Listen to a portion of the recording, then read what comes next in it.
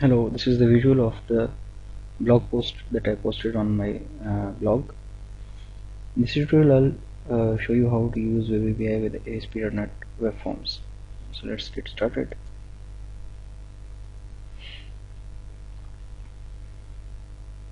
So we'll create new project, Visual Studio.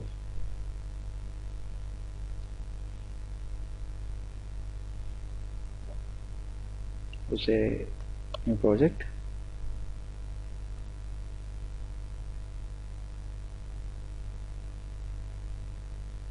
Select ASP.NET Web Application and install templates. Give it a name.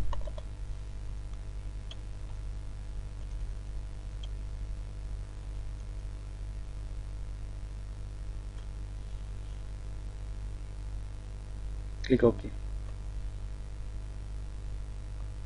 Make sure to select empty and then select Web Forms. Click OK. So a new project is created for us.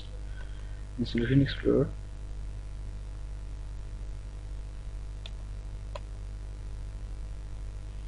you can see the project. The solution contains one empty ASP.NET Web Forms project. So just right click and add new item and search for the Web API. Select the Web API controller class. Before adding, you should name it test controller and then click add.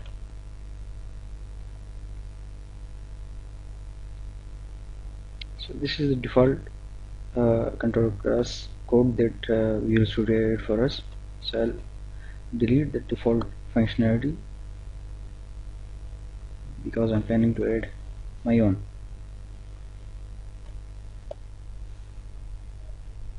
I'll add a simple method like void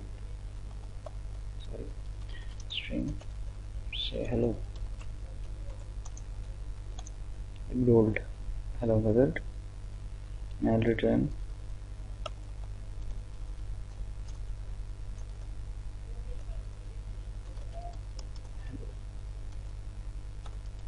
from test controller. We should also add the attribute accept verbs and get.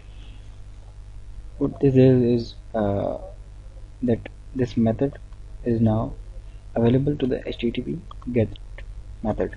If we want it to be available to the post, we can add the post method over here, specify the post over here. So that is for the controller. Now we have to make some changes to the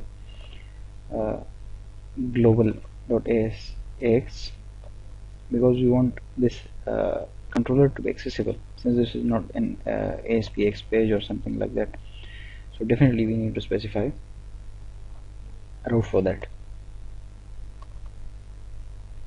So in the application start method, I have to write a rule so that it can access the method by some path, some URL path.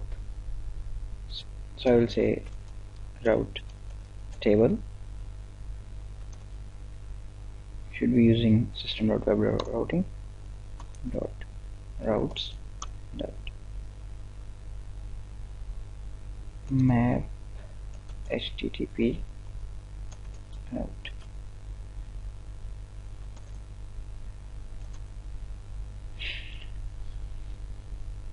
From map http route we must be using system.web.http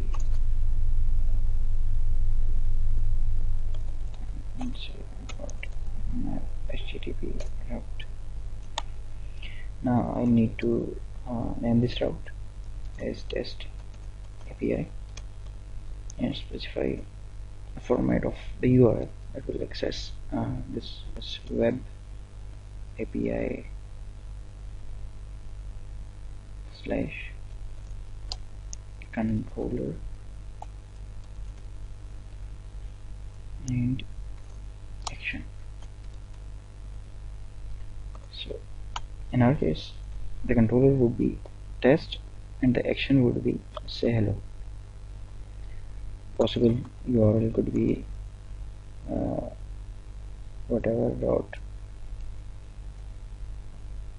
slash web API slash test slash say hello. If we had another controller with another method, for example, then the route would be whatever slash web API slash another controller slash another action. Okay, so I guess that's enough for web API to test. We'll save it, go and run this application. Say we need to specify the URL that we have set up for this. So web API slash test slash say hello. There it is. So this is the returned string from our action in the test controller from say hello. So this is all for the first part of this video. In the next tutorial we will be seeing how we can use or how we can consume this controller or this web API in our applications like console application and Windows application, or for that matter web forms application, another web forms application.